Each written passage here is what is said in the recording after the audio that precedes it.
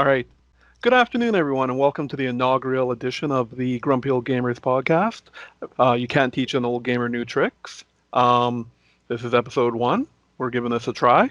Uh, as you can see, I don't have much of a studio set up. This is my office slash pantry. As you can see, I got the foods in there behind me. And my name's Ryan. With us is Rob. Hello, hello. This is also my studio slash totally not my living room. Yeah. Yeah, we got great audio in here. We've got professional gaming headsets. Yeah, Look yeah. at these things. Totally Yeah, we even figured out how to legit gamers. We're video ready. chat with each other. Um, we're hoping to do a podcast once a week. We talk about games with each other. Rob and I do like on an almost daily basis, and we decided to push it a little further.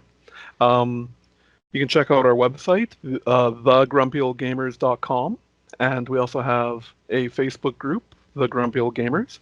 Um, yeah, so I think we'll move on after a little introduction there to our what we uh, what we think is the news story of the week. Rob, do you want to start off with a story? Sure, sure. Well, this week, because I'm a serious gamer, talking about serious gaming things, my story is a little indie game that I've been anxiously awaiting for must be like a year and a half now by an Australian video game group called House House. It's the Untitled Goose Game, and I think this has been on all the Kotakus and the Destructoids and everything like that. But this game just it really resonates. It looks really good. It's a kind of a goose-based platform puzzler, not platform, more of a puzzle game. But you have a certain group of things you have to do as a goose, doing goose things, and it looks really charming. The price is right, and I'm really looking forward to trying it out here. It's supposed to be September 20th to the Switch and PC. PC, it's going to be the evil Epic Game Store that all gamers hate. Just despise the Epic Game Store. We're all very mad at them. Not at all. But if I was an indie developer, I'd be all over Epic too. They have a great deal. So yeah, that's my story. Really looking forward to it. September 20th, I'll be busy all day honking a goose, which Yeah, sounds a I lot watched worse the than it uh, is. I watched a video of it there, and yeah, it looks like you do a lot of honking to like scare people into doing stuff, and Yep, yep. like you. There was that one part where you had a pylon on his head to amplify his honking, and yeah, it looks like it could be some good clean fun. Yeah, it looks like it's going to be like you said, it's going to be a very family friendly, unique kind of game, and that's kind of my thing. So Yeah, that's I plan on picking that up right away too. It looks like a hoot. yeah, you bet, you bet. So that's my story. How about you, Mr. Cashmere? Um, I'm gonna go with the news of they announced this week that Aladdin and The Lion King are getting remasters. Um, I knew I that was going to be yours. Actually, Yeah, did you? honestly, it was. Oh yeah. Um, it looks like it's gonna be pretty cool. I don't know. I don't know if a lot of people know that the SNES version and the Genesis version of Aladdin are actually pretty different. Um, in the Genesis version, I haven't actually tried it. I've been meaning to, but I heard that you actually get a fireball, and it's actually part of the game mechanic, like taking out bad guys. Aladdin throws a fireball. Um, Okay. from the reading I did, they're not just doing the two games though. There's going to be the Game Boy versions on that, and yeah, some other portable versions of each Okay. game.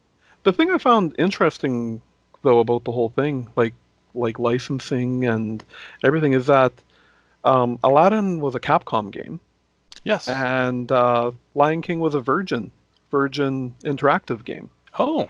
Okay. Yeah, which I guess maybe maybe they've timed out and they're not so um, or the rights to those have timed out and just someone else picked them up, because it's not Capcom or Virgin remastering these to bring out on the Switch there, or Switch and other platforms. Um, yeah, so I thought that was just an interesting topic. That is. So who's publishing this then? Oh, I knew you were going to ask that. It seemed like a question to ask. It's I don't know that off the top of my head here. no, fair enough, fair enough. I'm totally not going to look it up while you're stalling for time there. Yeah, I'll entertain the people while you can look Sure, that up. that's right. That's right. Make. It wasn't a known publisher to me, that's for sure. Oh, I can't Google.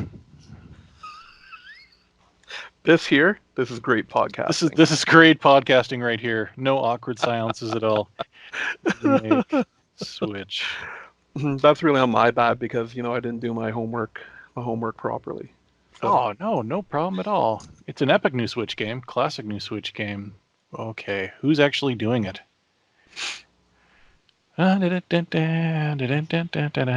It's coming to a whole bunch of systems. Developed by Nighthawk Interactive and Digital Eclipse.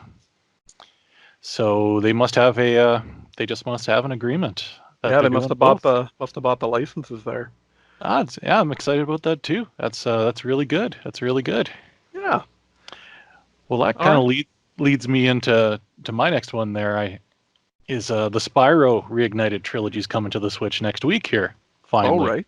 it took Right. forever between that and the PC one, but yeah, I didn't play a lot of Spyro on the PlayStation days. I wasn't a PlayStation kind of guy. I was a Sega Saturn guy, and that's really embarrassing because I have a habit of picking the losers in every single console war up until, as my Atari Lynx review said earlier. Right.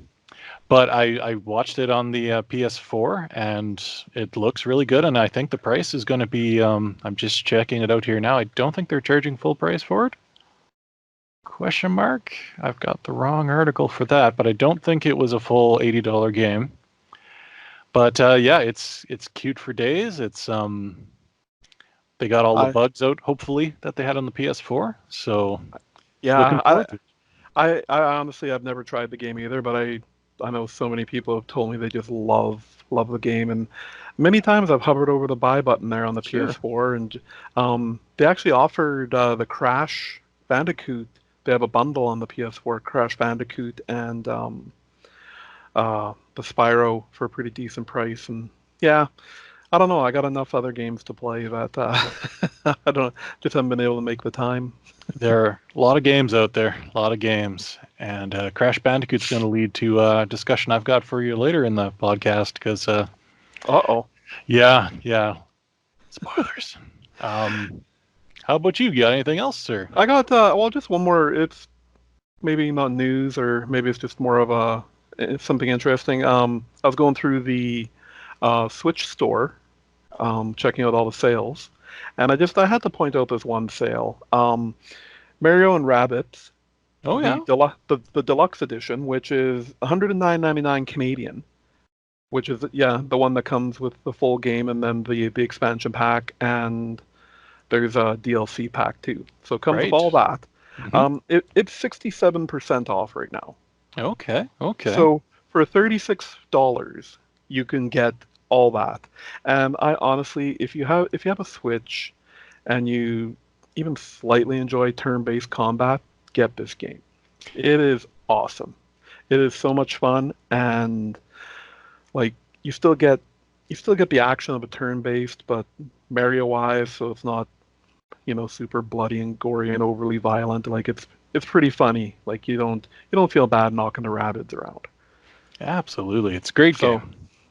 that I just wanted to point that out, that it's again, if you if you have any inkling, that's you're not going to beat this price for it. And Yeah. and I don't even get any kickbacks from Nintendo. I just Not yet. not Not yet. yet. Exactly. But very soon. Very soon. Once we hit the big time here, it's Yeah. the affiliates, the sponsorship, it's just going to come pouring in. So yeah, but yeah, it's and that I second that. That game's absolutely great. A completely unfair final boss. Yeah, that I have yet to beat. Yeah, that switch just about got thrown across the room, but it's yeah, absolutely great game. So yeah, good choice, good choice.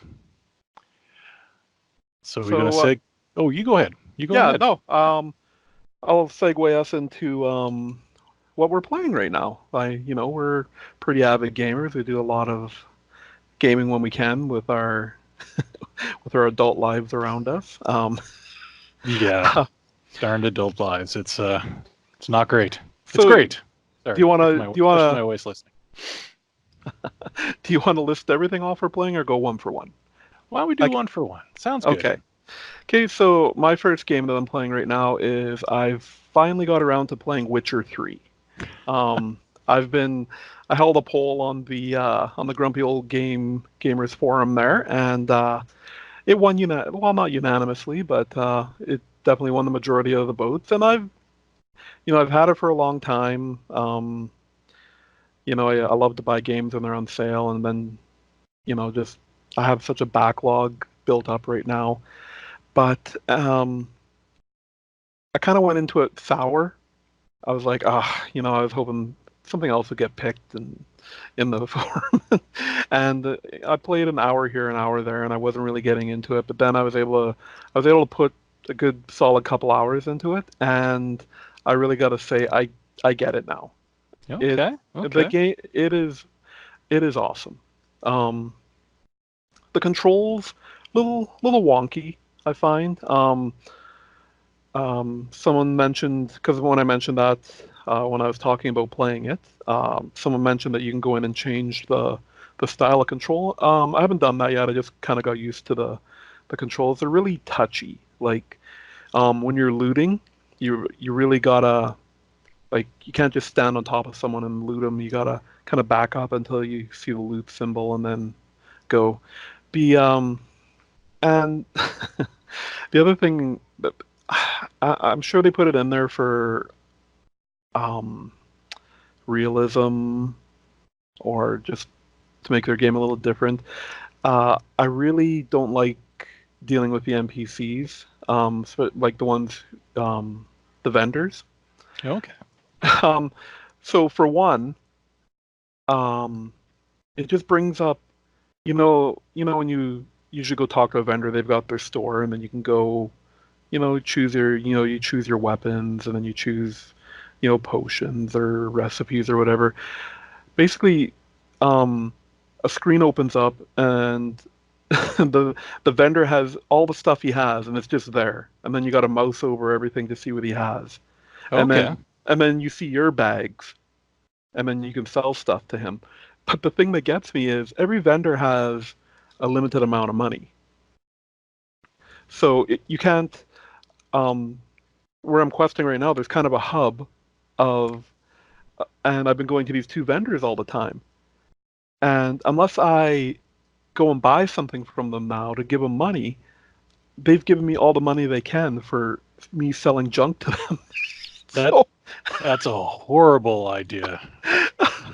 so I mean, it adds to the realism that like other vendors, um, in other games, like they're always refilled later, right? Like you always know you can go to this guy to buy your potions or Hmm. this guy to buy a certain type of food, but but these guys, like, kind of, it seems like once they're sold out of something, they're sold out of it. And also, the stuff that you sell them, I'm pretty sure it stays in their inventory. I just kind of noticed that today when I was playing earlier today. I'm like, didn't I sell this guy all that stuff earlier? And like, he's got this huge thing, no money, but his bag, his vendor card is full of all the stuff I've sold him over the past few days. So, Just what everyone wants when they're playing The Witcher yeah, is realism, yeah, especially storefront realism, because yeah. that's a big selling point of Witcher. So are But you other, playing? but other than that, the story is great. Oh, good. I do like the more adult tone. Um, it really doesn't pull any punches. It's pretty adult Sure. in a lot of parts. And the action is great. Like it's easy enough action. So yeah, Great. So you're playing it on PC then when you're talking about mosing over, or? no, I just use that as a general term. I'm playing it on the PS4, Oh, fair just enough. like Fair moving enough. the cursor around the screen. Excellent. Well, good to hear. Good to Yeah. hear. What are you playing? Well, Witcher's a little too grown up in my house, but what I'm doing is playing. You may have heard of the newest, greatest Xbox technology. All the kids are doing it now. It's called the Kinect. It's No, no, tell me more.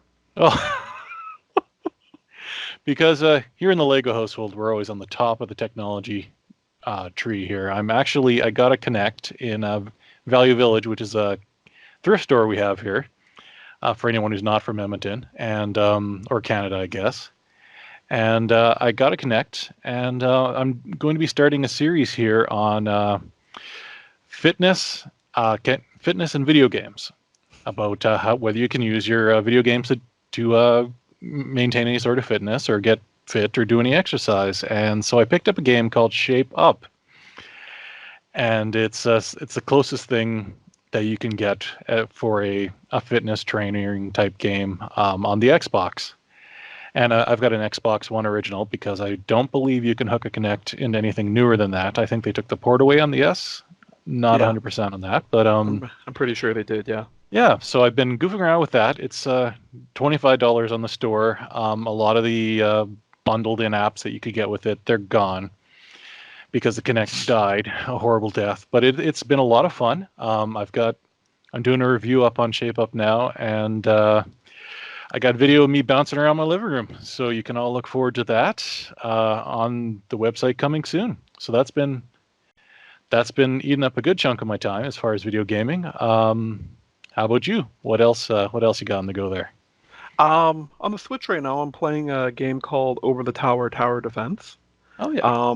And you can actually, I did a review for it. It's on our website there, and on the Facebook page. Um, it's a great tower defense game. Uh, and yeah, like I love the whole genre of tower defense games. I've played the Kingdom Rush games. I've played the Creeps. All of those on mobile.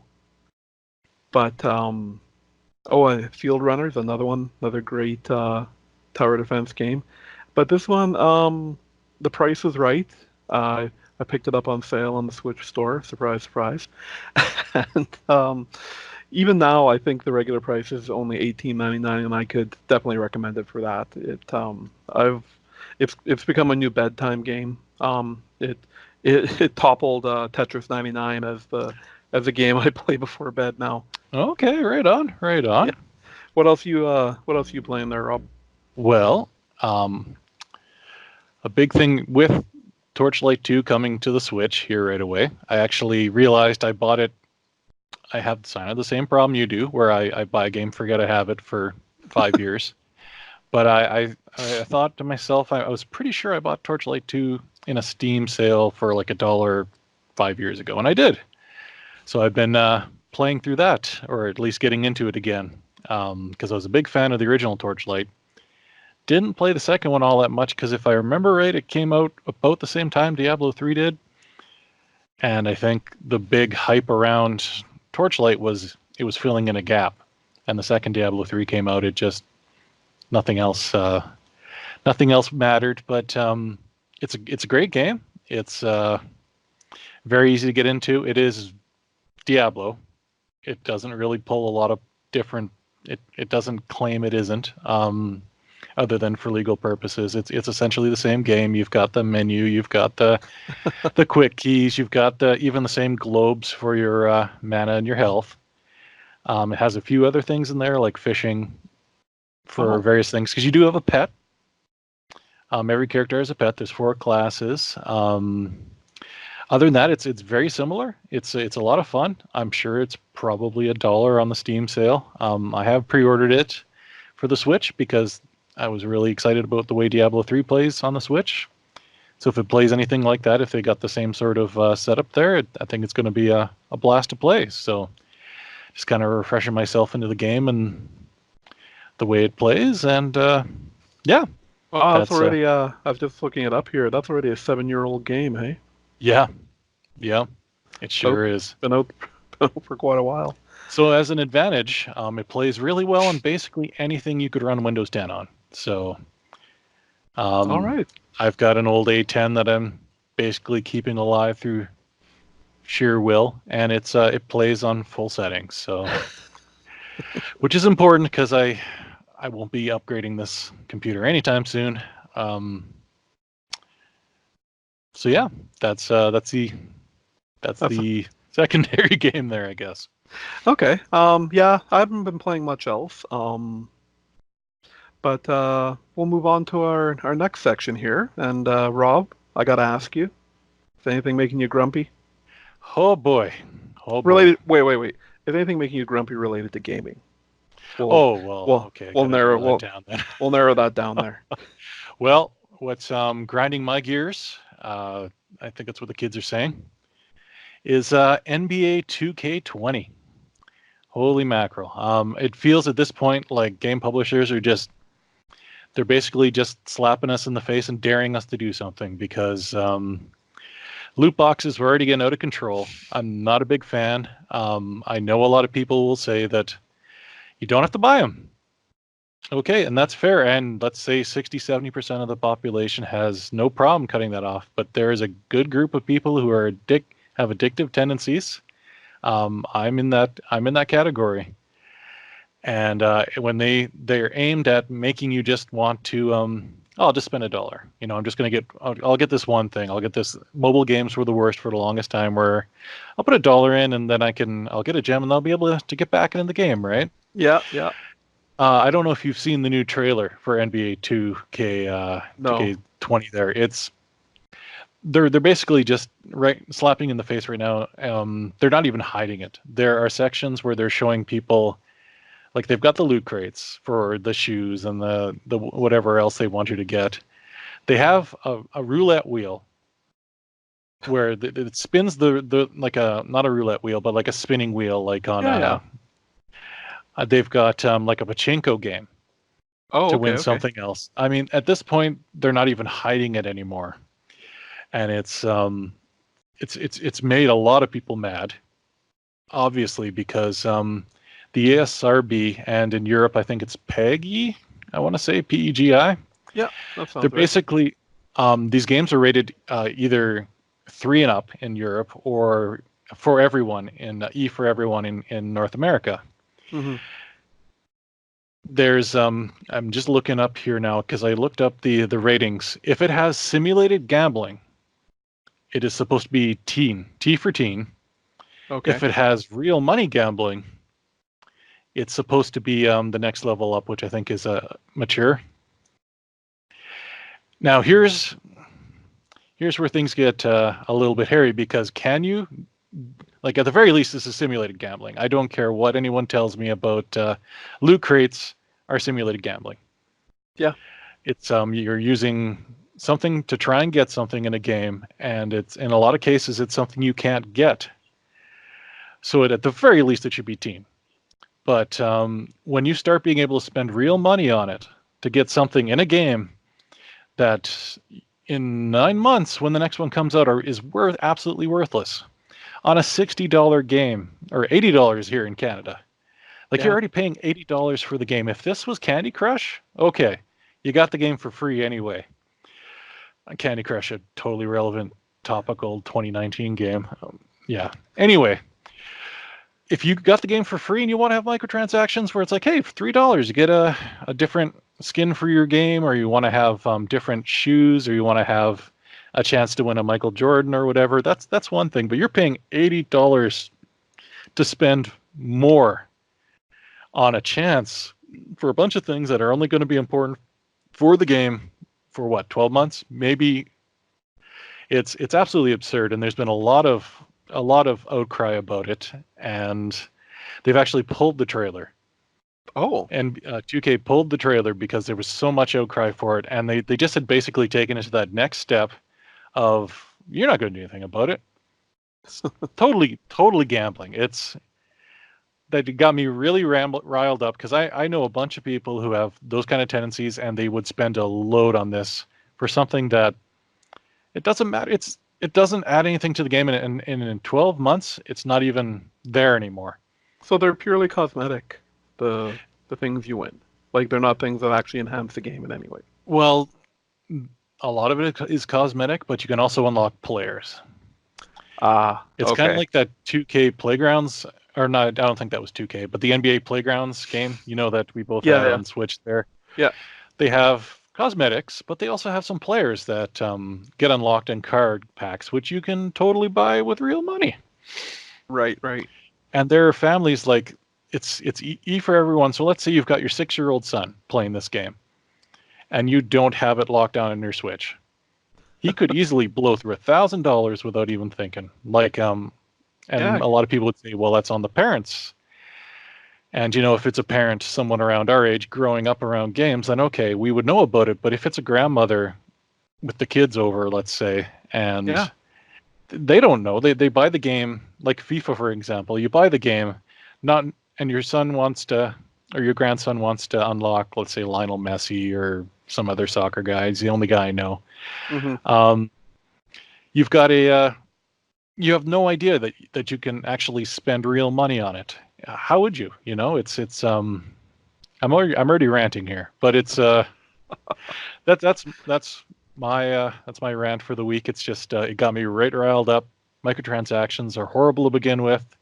This is just taking it to the other step, and I really hope someone steps in and changes this up. So, how right, about right. you? What's got you screaming at kids on your lawn there? Well, the only thing that kind of upset me this week was I read on, I believe it was Kotaku or Destructoid, about um, reviews for Astral Chain. Generally, everyone actually reviewing it for the Switch are giving it great reviews. They're saying it's a great action game, and but uh, what they were reporting is that uh, people who don't have Switches are purposely downvoting it, trying to get the meta value of its review there just to plummet. And it's like, come on, guys, just it's Switch exclusive for now. I'm sure it'll port over later. Uh, you know, just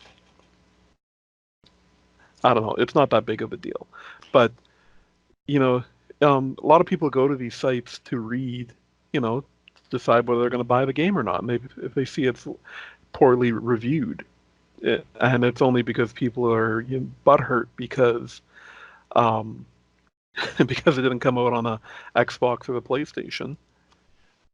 Did this They happen like with games like God of War or Forza or anything like that, where it's like, no, because those are the champion games. They're the games that you buy the other systems for, right? okay, okay, So they yeah, if it didn't happen as much as this. But sure. you got the two powerhouses who don't take the Switch seriously as it is. Hmm. If you have one of the other gaming systems, um, chances are you're like, oh, Switch, it's a whole mentality thing.